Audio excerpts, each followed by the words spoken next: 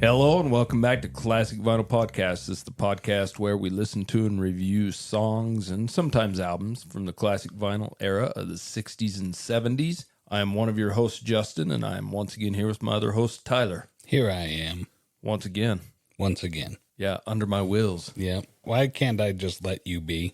Because you're under my wheels. Yeah. Yeah, I don't know why he's got her under his wheels, but he's asking her why she can't let him be. Yeah, it seems a little rude. But that's going to lead us into the song we're doing today, which is Alice Cooper, the band, and the song Under My Wheels. Let me give you a little history about Alice Cooper first. They were formed originally in Phoenix, Arizona in 1964. They were formed of Vince Furnier, vocals, which he's well known as Alice Cooper now. That's where it gets a little confusing, is there's Alice Cooper, the band, and then Vince changed his name to Alice Cooper later on. But they were formed of him on vocals, Glenn Buxton on lead guitar, Michael Bruce on rhythm guitar and keyboard, Dennis Dunaway on bass, and Neil Smith on drums. Now, the original name of the band was actually the Earwigs, and they would actually dress up in wigs to resemble the Beatles and parodied many Beatles songs. That was their original deal. Oh, I like that. Yeah, but the popularity of that is what actually led this band to be a real band, make real music, and not just be a parody of another band. Soon after that, they renamed the band The Spiders, then the Nazz, N-A-Z-Z, but they realized there was another band name named The Nazz. For real? Yeah, which is kind of strange, but... Wow. So they did name the band Alice Cooper, and legend does say that it come from a session with a Ouija board, which I think that's easy to say now. They always want to freak everybody out. But Alice Cooper said it was just a name they came up with to sound like somebody's aunt instead of some shocking thing like people think it needs to be from Alice Cooper. They grabbed the hardest sounding name they could find. Yeah, I guess so. Alice Cooper. I mean, the band has been a huge influence to other groups with their sound, but especially with their elements of heavy metal, glam metal, art rock. I mean, they're a shock band. I mean, they were one of the first shock bands, you know, they're theatrics. And Especially with a name that makes you think of a little old lady that's bringing you a plate of cookies. And would you like some milk with that? Thank you, Mrs. Cooper. yeah, and so to see what they did in concert and things like that, and the things they sang about is kind of different. But so Vince Furnier, or Alice Cooper as we now know him, is widely known as the grandfather of shock rock. I mean, he had theatrical shows. He used props such as guillotines, live snakes, dancing skeletons, all kinds of creepy, crawly things, you know. So Alice Cooper, the band name, it was actually the name of the band until Vince legally changed his name to Alice Cooper in 1975 and began touring under this name after the breakup of the group. That's where it gets kind of confusing because you got a lot of the early albums are the group and then you've got Alice Cooper on his own. So the original band broke up in 1974 and they would not reunite with Alice Cooper until 1999 for a memorial show to the deceased Glenn Buxton from the band who died in 1997. They also reunited for a couple other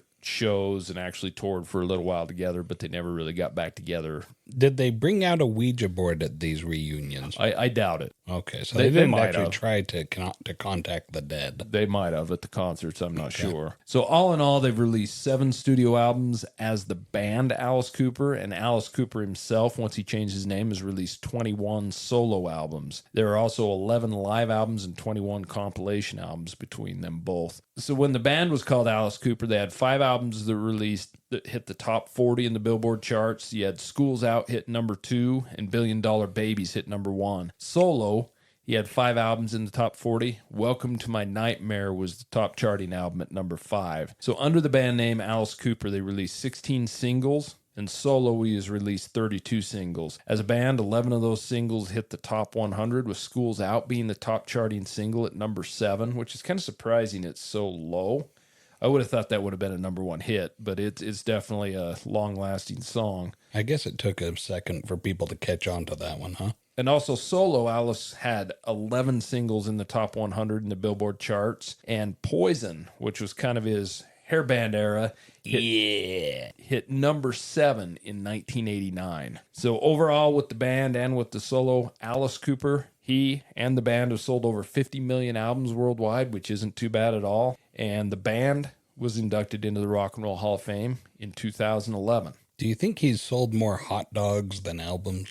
Why do you ask that? Because he's got a restaurant, or at least he had a restaurant in. It was in Phoenix, Arizona. Yes, and the hot dog was called the Big Unit because it was a huge hot dog. They've since closed Cooperstown in Phoenix. It's unfortunate, but it was kind of a cool little place. I've been there a few times when we had went down there. So, But I just was curious if he sold more hot dogs or more albums. I would bet more albums. Sounds like it, yeah. So, do you want to get to the song review? I do. And now it's time for the song review.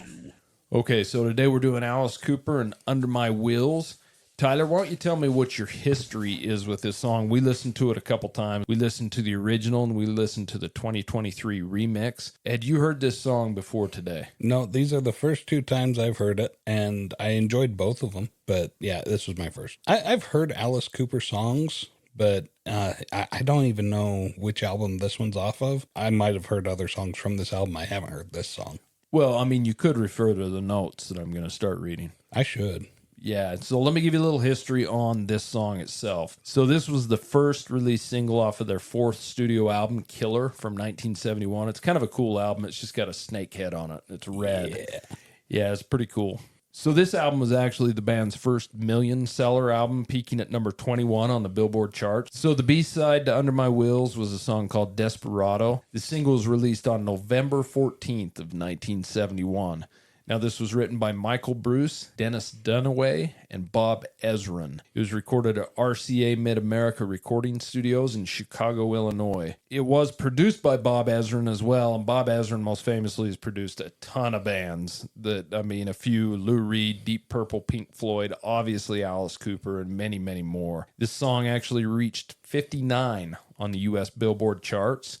This song's kind of interesting because in my take, and I wrote this in the notes, is it's really a show of the band's humor in a way, because there's a lot of things said about this, but a lot of people say it's about a man who fantasizes about running over his girlfriend. That's basically driving him crazy. You know, he's running her over with his car. You know, this song's most likely a double entendre, like a lot of music is, that has multiple meanings. Alice Cooper himself has described the song as just pure Detroit, a muscle car song as well. He said that as well about it. So it's figurative, but literal figurative. I'm guessing that's what it is. Something like that. One interesting thing about this song is it's got a really great guitar solo in it, and that's played by Rick Derringer. I think a lot of people know Rick Derringer, probably most popular from his song Rock and Roll Hoochie Coo. He also played with the McCoys. Hang On Sloopy was their popular thing back in the 60s. But this has actually been a fan favorite of the Alice Cooper fans. They've played this at all live shows ever since its inception. So after listening to Alice Cooper,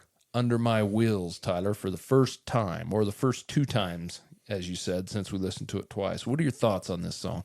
Oh, this is shock rock. Right out the gates, you have this heavy guitar opening with the drums mixed in there, and it's just it's a good thumper of a song. Really excellent rock and roll beat. The writing on it, the verses are really repetitive. They sing the same thing over and over again. But that doesn't really grate on my nerves very much. It's just kind of fun to listen to. He just sings the same thing. The telephone's ringing.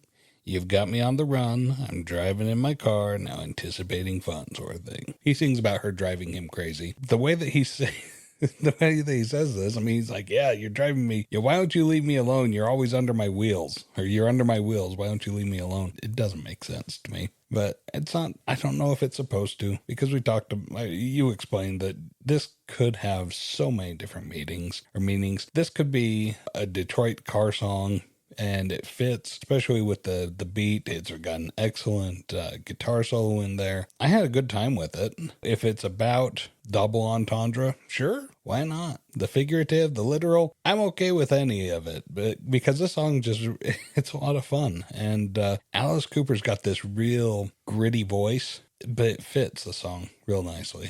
I enjoyed it. What are your thoughts on this one, Justin?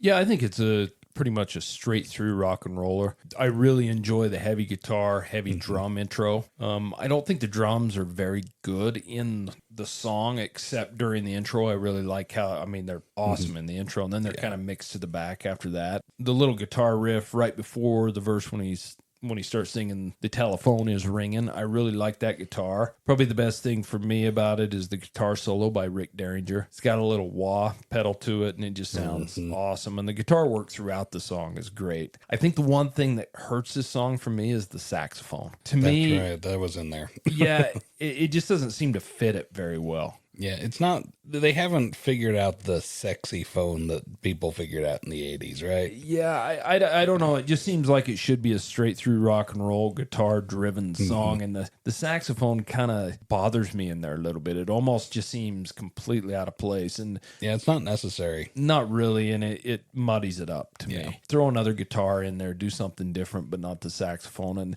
I'm kind of hit or miss with a lot of Alice Cooper songs. We did one of his albums here on our show a while back, and I really enjoyed that album, and it was one I hadn't listened to a lot, but I've started listening to it a lot more, and I enjoy it. But most of Alice Cooper's songs for me are a little overplayed, and at least the ones you're hearing all the time, you know, School's Out is definitely overplayed. Every May. Yeah, well, yeah, I hear it all the time, but yeah. So I'm kind of hit or miss with Alice Cooper, but he's definitely got, or they have definitely got, or both, They lot identify as a band. yes. Well, they did. They don't did. any This- longer. So For this album, they did. yeah, for this they did. So not a bad song at all. Pretty straight through rock and roll. I just would have left the saxophone completely off. That kind of, I wouldn't say ruined the song, but it definitely hurt the song for me. For sure. So do you want to get the song rating? I'm ready to rate this. Song rating.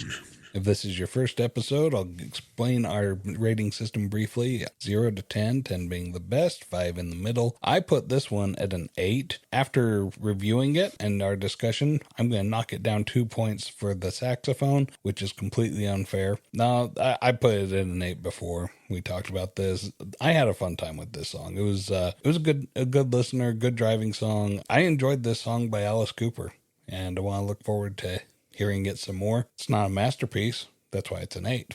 But where do you put this one, Justin? Yeah, I'm a little ways away from you on this one, I think. Like a 2?